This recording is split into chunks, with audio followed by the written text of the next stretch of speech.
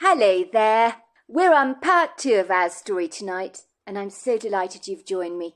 I do hope you're really well and in good spirits because we've got a lovely story to continue with. But before we carry on, don't forget to subscribe, click the notification bell and the thumbs up, and by all means share the story with anybody who might be interested in a good story.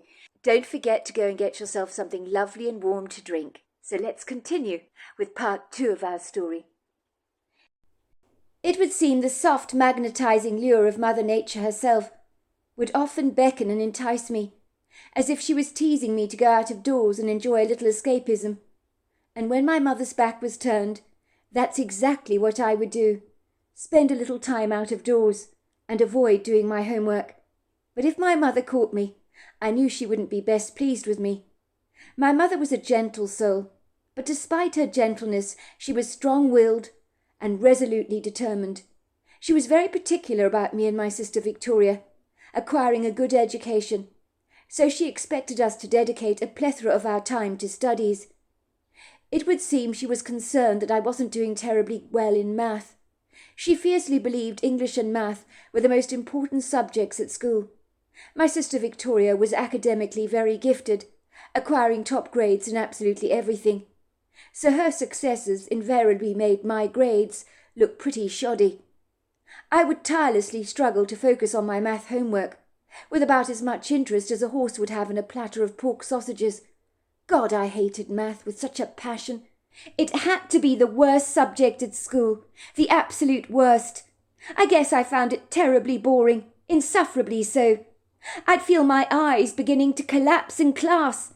As they closed, and I would drift off into one of my daydreams and be inwardly begging for the school bell to go, to signify the end of that monotonously tedious lesson. When I returned home, I would always procrastinate on doing my homework, much like a flagging dieter who swears they'll go to the gym tomorrow, but tomorrow invariably never comes for them.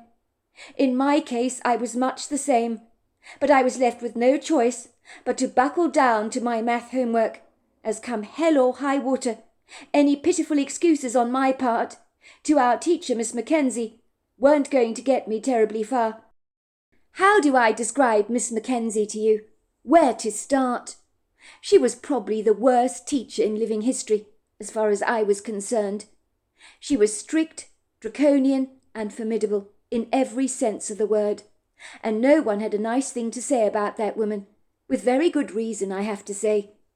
Even at 16 years old, I don't mind admitting to you, I was completely intimidated and rather scared of her.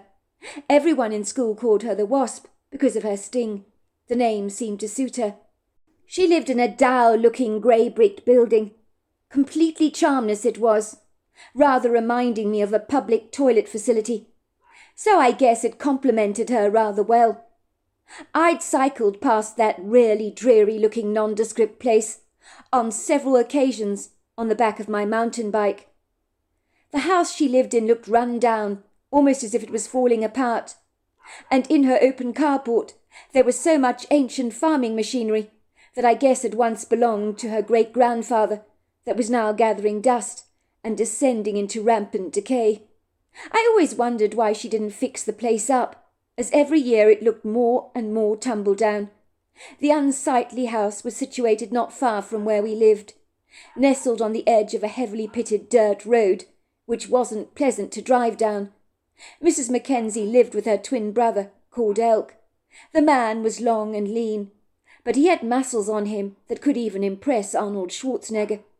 But his beefy brawn, I'm afraid, did not match up with his brain, so all the thinking he did was pretty much hijacked by Miss Mackenzie herself, who completely dominated the poor man, rather like a puppet on a string, which was ridiculous to see, as Miss Mackenzie was a slight little thing, and her brother was a huge fellow by contrast. It was almost comical seeing them walking down the street together in town, as her brother towered over her, rather like the Leaning Tower of Pisa. I had seen Elk around town often enough. He bore a startling physical resemblance to Miss Mackenzie, but his size made their similarities a lot less conspicuous. He wore his long dark hair in a ponytail that gave him the look of an artist, His arms were covered in tattoos, something I seriously doubted Miss Mackenzie would approve of. Everyone knew he was pretty simple, and there were speculating rumours that he'd been born with water on the brain, which I believe may be true. Suffice to say, Miss Mackenzie controlled her brother, as she did everything else in her life, including the pupils and the classes she taught. In truth, I always thought that Elk looked like a beaten, downtrodden dog, tethered to Miss Mackenzie's side, even though he could have quite literally eaten her up for breakfast if he'd wanted to. It was like watching a Chihuahua bullying a Great Dane, and the Great Dane having no idea how much more powerful he is to the small snappy dog that is terrorising him and giving him so much grief. Miss Mackenzie kept herself to herself. She lived a pretty isolated existence with her brother Elk. I don't think she had any friends to speak of, but even if she did, driving down that precariously rocky road, infiltrated with potholes, was a laborious nightmare for anyone. Nobody ever appeared to visit the sequestered place, apart from the postman, a man called Clive Pickle, who claimed Miss Mackenzie lived in an absolute dump. It was Elk I felt dreadfully sorry for. It was obvious to any casual observer that Miss Mackenzie bullied him incessantly.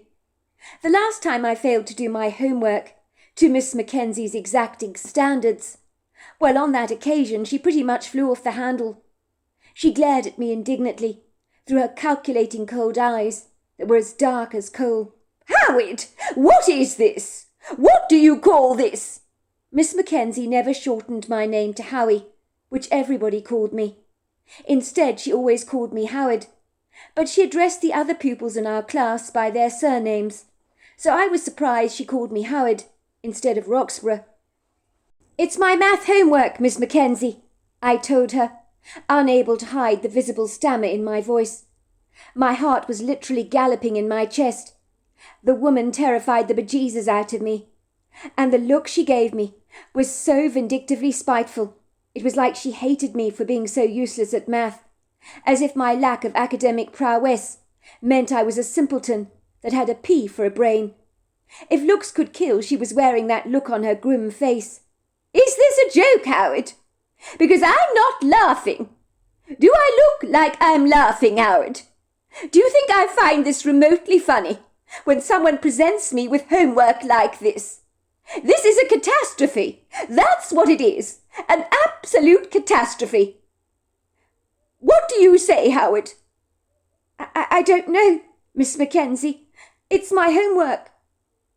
"What do you think this is?"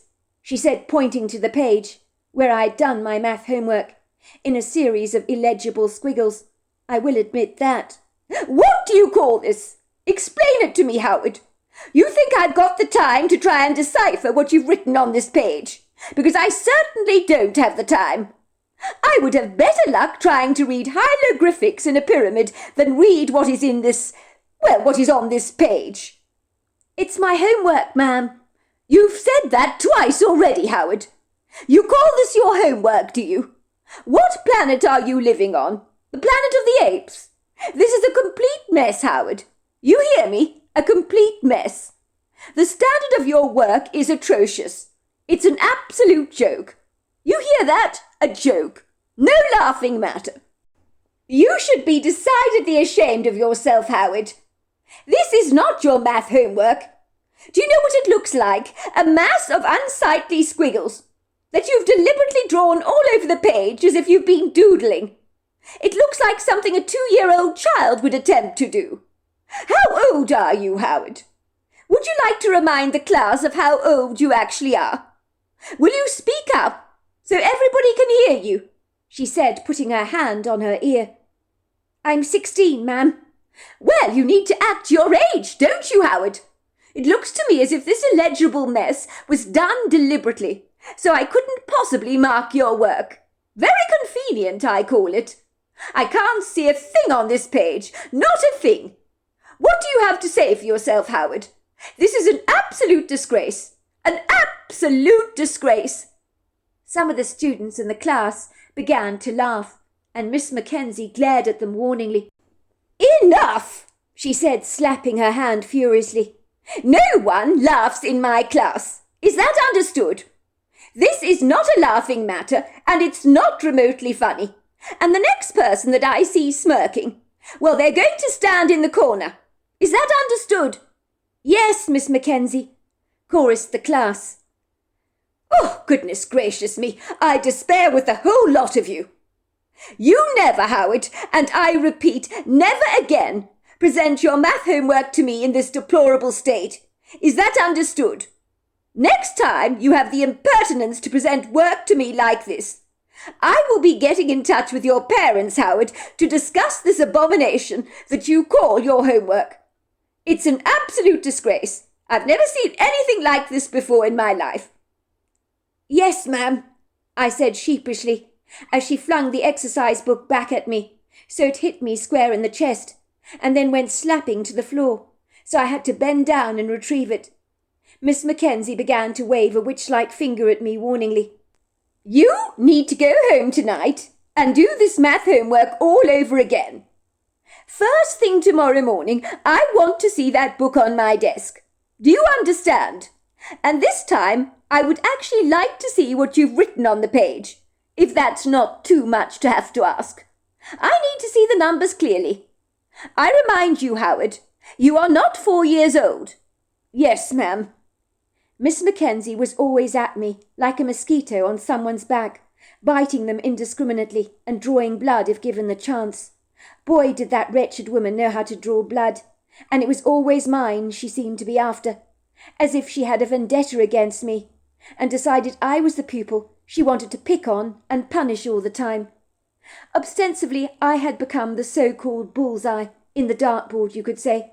Well, that's what I felt like anyway.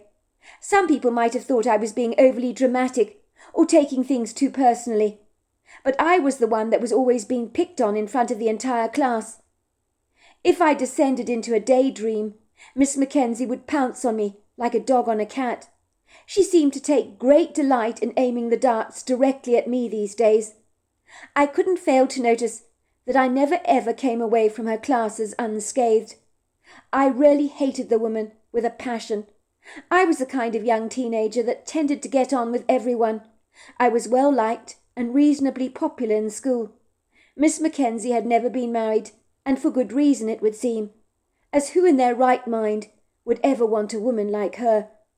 It was a miracle that I didn't break into hives after one of her classes, from an allergic reaction to the woman, so to speak. There was nothing remotely pretty about Miss Mackenzie. I wish there was, but she had no redeeming features. Her long, pinched, sullen face, with a very pointed chin, did her no favours, and it didn't help that her beak-shaped nose looked far too big for her face. I noticed that her skinny lips were so thin you hardly noticed they were even there. They were like a dash across the face. Everything about Miss Mackenzie was austere and hard-looking. All her blouses were buttoned up so tightly, as if she was androgynous.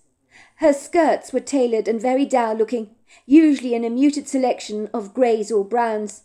She wore skin-coloured hose that was far too dark for her skin tone, that gave her a matronly look. Every day without fail, her dark black hair was braided into a long, stiff, sensible, no-nonsense braid that came down to the lower part of her back. I was often tempted to tug it like a church bell when she walked past my desk. She accompanied the rather unglamorous, very unfashionable look by wearing the ugliest pair of brogues you've ever seen in your entire life, that looked more suitable for a nun in a convent than for teaching a class of 35 pupils. For some reason, Miss Mackenzie took a macabre pleasure in singling me out for humiliation in front of my peers, which she did with a great sense of satisfaction, and I was sick to death of the hateful rhetoric she directed towards me. I had seen that satisfied smirk on her face that revealed all too clearly how much she enjoyed making me look foolish in front of the entire class. She knew I wasn't good at math, so she went for me like an angry hornet, going in for the kill. And I knew she did it deliberately. For some reason she just never liked me. I was the kid she picked on at any given opportunity, which I suspect was what she lightly did to her poor brother Elk. Perhaps she saw something of Elk in me, due to the incompetence of my math homework. It had come to my attention that Miss Mackenzie always brought into her classes a bottle of drinking water with her, which she would leave on the desk. She'd take sips of her water during the class, probably to keep her mouth moist. One day I took it upon myself to fill her bottled water with these very large tadpoles that were swimming around in a green pond swill, which I sneakily placed in her water bottle when her back was turned. Everyone in the class was cheering me along, but none of them were stupid enough to pull a prank on the woman for fear of reprisal from her. I guess I wanted my revenge. She had made a mockery of me in my class too many times, and now it was my time to stand up to her. When Miss Mackenzie had finished explaining some math equations, she reached for her bottle of water and chugged it down eagerly. The classroom became deathly quiet, as everyone eagerly waited to watch Miss Mackenzie drinking down the tadpoles, along with the murky pond water. The question was, would she actually notice it? The funny taste of the water on her tongue, and the tadpoles sliding down her throat. She must have been thirsty, as she began to drink down a considerable amount of water, cluelessly unaware that she'd been chugging down fat tadpoles down her throat as well. The classroom became deathly quiet, as every eye was pinned on Miss Mackenzie, as they watched her drink down the tadpoles, along with the murky pond water. The question was, would the woman even notice the strange taste of the water and the tadpoles that slid down her throat? She must have been extremely thirsty, because she began to chug down a considerable amount of water. She was cluelessly unaware that she'd been chugging down some fat tadpoles. The class erupted with laughter. Little did I realize that this clever stunt of mine would have long-lasting repercussions on me that would cost me dearly, in more ways than I could ever envisage, and seriously backfire on me. Miss Mackenzie was not amused. When she realized that she had become the spectacle of laughter in our classroom, she abhorred being humiliated. "How do you like your drink, miss?" cried out one of the boys. "It's tadpole crash on ice. Hope you like it, miss. I'm sure it tastes delicious." Everyone roared with laughter, clapping their hands with glee. Nobody could help themselves.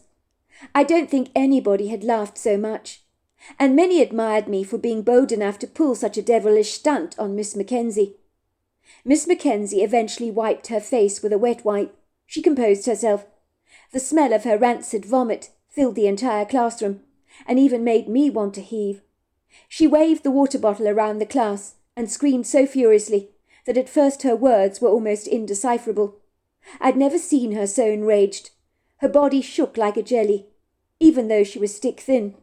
Her skin had turned a nauseous shade of violet. "Who did this to me?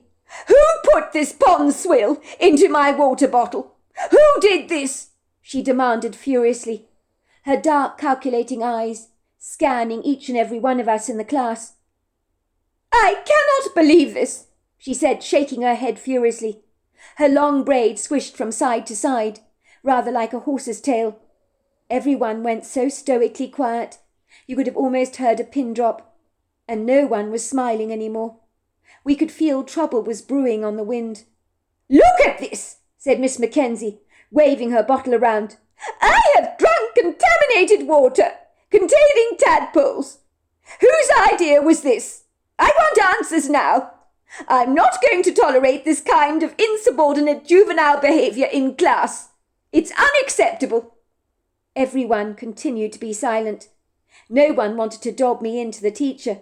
You wouldn't do that to your friends. So no one said a thing, but stared vacantly into space, and no one dared look at Miss Mackenzie directly in the eyes. "Lovely. This is just lovely. Is everybody going to stay quiet? Is nobody going to tell me who did this to me? If no one takes responsibility for this, then I'm afraid I'm going to put you all under strict detention, the whole damned lot of you, for 2 weeks straight. There will be no going home after school until much later in the afternoon. Your parents will be notified about your bad behaviour in class, and the disgusting way you have disrespected your teacher." When I realised my schoolmates would have to suffer the consequences of what I'd done, I honourably decided to own up to the prank. I didn't want to put the class through a 2-week detention. That wouldn't be a kind thing to do. I put up my hand. Miss Mackenzie, it was me. I'm sorry. It was just a joke. I did it. I put the tadpoles and pond water into your drinking bottle. Just a joke? Just a joke, Howard? That pond water, I hope you realise, has got bacteria in it. Did you stop to think of that for a single moment? No, you're far too stupid for that, aren't you, Howard? Always been stupid, you have. I could end up getting Lyme's disease or diphtheria or dysentery. This water could be contaminated and make me seriously ill. I also drank bloody tadpoles. You're a disgrace, young man, an absolute disgrace. You need to go to the headmaster's office at once and explain to Mr. Barker what you've done. Is that understood? I will not tolerate insubordinate behaviour like this. Do you understand? Yes, ma'am. Miss Mackenzie waved her hand furiously at me, as if she was swatting away a swarm of flies. Go to the headmaster's office at once, Howard. Hopefully Mr. Barker will give you a fitting punishment for the atrocity you inflicted on me. Shame on you, Howard. Shame on you. I was terrified of seeing the headmaster, Mr. Barker. I couldn't believe it had come to this. Let's just say he was a no-nonsense man. He didn't suffer fools gladly. I knew I could be in a heap of trouble with him. He was renowned for being very strict and took a tough stance on bad behaviour. On one occasion, a pupil in my class had been caught smoking behind a bush. He had been expected to clean out the school toilets for 3 months straight, which had been a very nasty job. So it was with bated breath and trembling knees I went into his office with my tail between my legs, preparing myself to meet this man's wrath. I had probably gone too far with this joke of mine. I was sure Mr. Barker was going to inflict a worse punishment on me than the boy caught smoking. What could be worse than cleaning out the mucky toilets at our school? Mr. Barker ushered me into the office to take a seat opposite him. The office was cheerless. I felt like someone who'd been arrested for murder, who was about to be interrogated by the police. I wore guilt on my face, as conspicuously as a woman's bright red lipstick. So what is this about, young man? You are saying that Miss Mackenzie has sent you to my offices. Tell me what it is that you have done. Miss Mackenzie sent me to you, sir, to explain what I did in class. She hopes you'll give me an appropriate punishment. I just want to say, sir, for the record, I'm really sorry. I didn't mean anything by it. It was only a bit of harmless fun. It really was. Nothing more to it than that. Mr. Barker was tapping his smart fountain pen on the table. He looked at me through his square spectacles, and it was the first time that I noticed how kind his eyes were. What exactly did you do, young man, to offend Miss Mackenzie? You know the rules in my school. They need to be obeyed and adhered to at all times. It's very important to respect the teachers. Bad behaviour in the classroom will not be tolerated. You do understand that, don't you? Yes, sir. I didn't mean to do it, I said in earnest, my face reddening into the colour of a London bus. Well, you might as well get it off your chest. What did you do, Howard? I think you need to spit it out, or we'll be here all day. And I'm sure you can see I'm a very busy man, with a lot on my plate.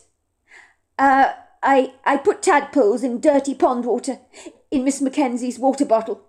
She drank it in front of the class, sir. Everybody laughed and clapped. She wasn't happy about it. She vomited out the tadpoles in the waste-paper basket. I'm very sorry, sir. What happened next really startled me. Mr. Barker erupted into laughter, which he seemed unable to hold back. She drank tadpoles in dirty pond water. Oh, goodness gracious, that is funny. I'd have liked to have been a fly on the wall to see that happen. She must have erupted with anger. I'd love to have seen her face. Mr. Barker called in his secretary to tell her what I'd done, and I kid you not, for 5 solid minutes they were unable to both stop laughing. Their laughter was contagious, so I joined in. I think if Miss Mackenzie had seen us having a laugh at her expense, she would have been mortified. I'm very sorry, young man. It's probably not appropriate to laugh at your teacher like this.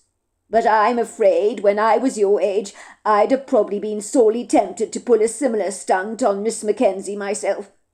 That's if I had the gall to do it, and I doubt I would have had the gall.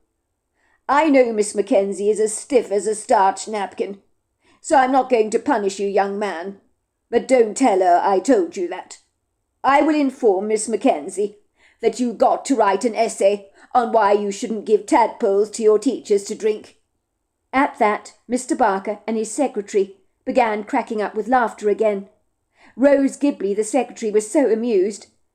She actually had stitches and began to clutch her tummy. She was laughing so much. "You've made my day, Howard," she said to me. "I don't think I've ever laughed this much in my entire life." I thanked the headmaster, realizing I'd enjoyed a lucky escape, and left his offices with a big smile on my face. But that smile was not going to last, I'm afraid. Later on in the afternoon, after I'd returned home and was doing my homework upstairs at my desk, a very familiar old beige Mazda rolled up our driveway.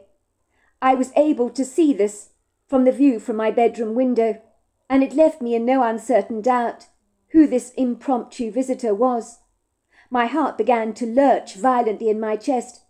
I could taste trouble on my tongue. It was my teacher, Miss Mackenzie. I couldn't believe she had the brass nerve to brazenly show up at our house like this.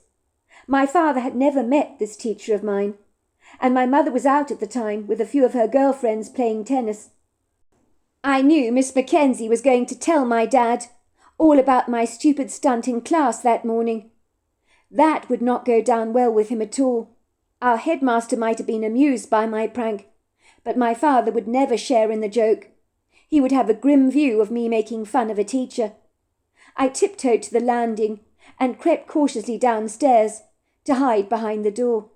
I wanted to hear everything that Miss Mackenzie had to say about me, so I could prepare myself for being grounded for an entire month by my father. I had never even contemplated that my prank would stretch this far, like an elastic band, that would warrant a visit from the most formidable humorless teacher in our entire school, who everybody loved to hate. Oh, I couldn't believe she was actually here in our house. "Hallo," said my father. "Sorry, you must be a friend of my wife's. I've never met you, but I'm afraid my wife is not in. She's out playing tennis with some friends. Shall I tell her you called?" "Oh, do excuse me. You don't know me, Mr. Roxburgh, but I'm Victoria and Howard's teacher. My name is Miss Mackenzie. I teach your children math at school. Might I come in for a moment? I do have a rather delicate matter with you that needs to be discussed, about your son Howard." "Oh, you mean Howie," chuckled my father. "My wife would very much approve of you calling him Howard. She hates his name being shortened. I hope he isn't in any trouble, is he?" "I'm afraid the news is not terribly good, Mr. Roxburgh."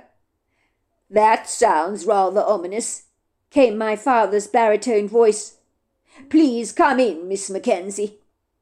I heard my father leading Miss Mackenzie into the house, where she walked through our hallway, past the mirror on the wall, over our thick designer carpet, and finally past the old grandfather clock, until she stepped into the living room. "You have a very cosy place here, Mr. Roxburgh. I very much approve," came Miss Mackenzie's syrupy voice. And then I heard her let out a flirtatious laugh that left me in no uncertain doubt that Miss Mackenzie obviously liked my father. It was poignantly clear to me. I inquisitively peered through the crack in the door. I could see Miss Mackenzie.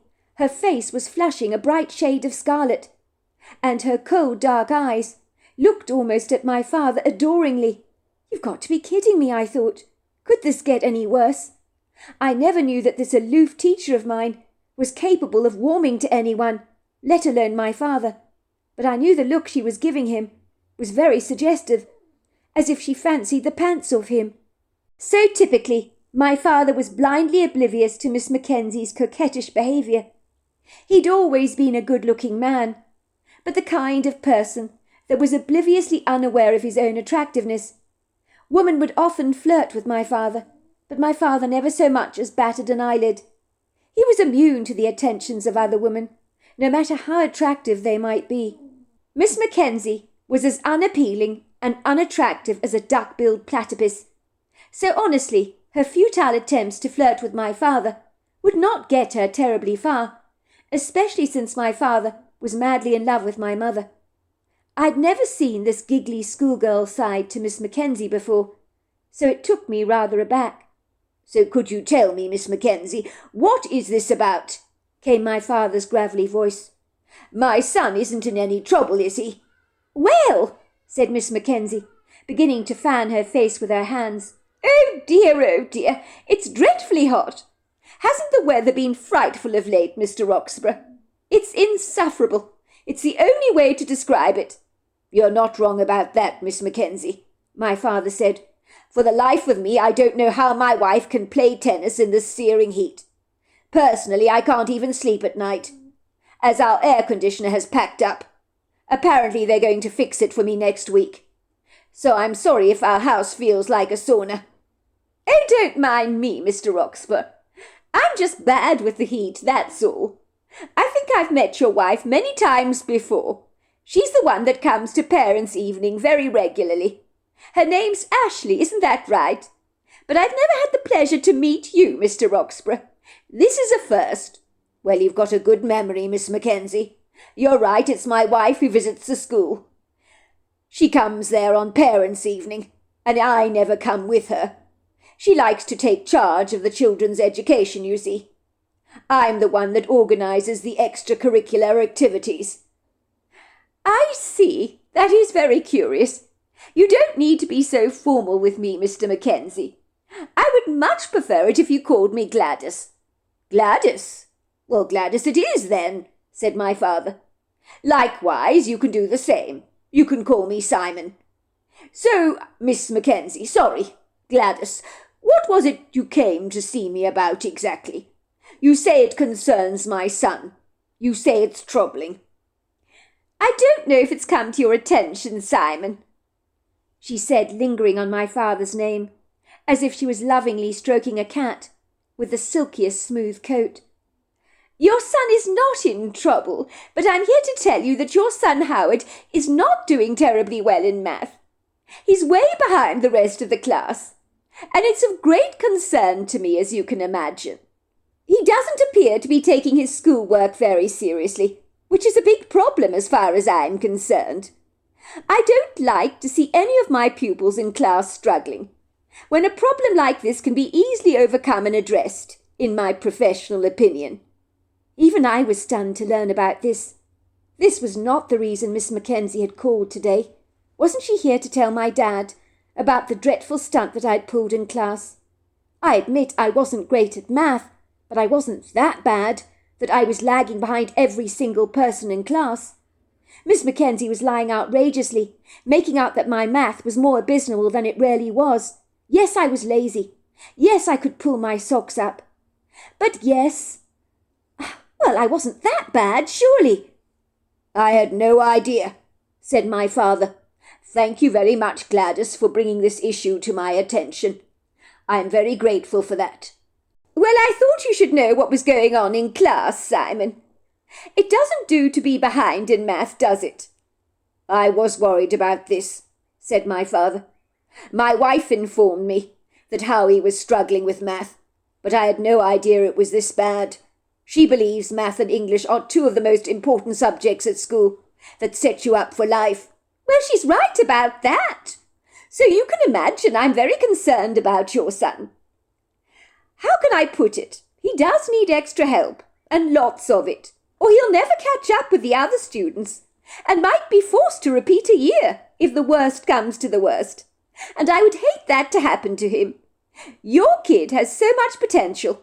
He just needs to learn to tap into it." "Well, Gladys, I really appreciate you telling me this. What do you propose we do?" "Well, that's where I come into the equation," said Miss Mackenzie. "I'm quite happy to pop around to your house regularly, in the evenings at about 6 o'clock, to give your son private lessons, to get him up to scratch so that he can catch up with the other classmates. I really don't want him to be left behind, Simon. That would be a dreadful pity, especially since your son is a bright young man underneath it all. I think his quintessential problem is that math just bores him rigid. He can't be bothered to focus on it. But if he learned to apply himself a little better, he could accomplish all his goals. I think he can be very complacent and lazy at times. That's part of the problem. Why am I not surprised by that? I do know how he gets bored easily. He procrastinates, refuses to apply himself. He's always been that way inclined. That's exactly what I mean. So there we are. That is the end of part 2 of our story. Part 3 is tomorrow night. I look forward to you joining me.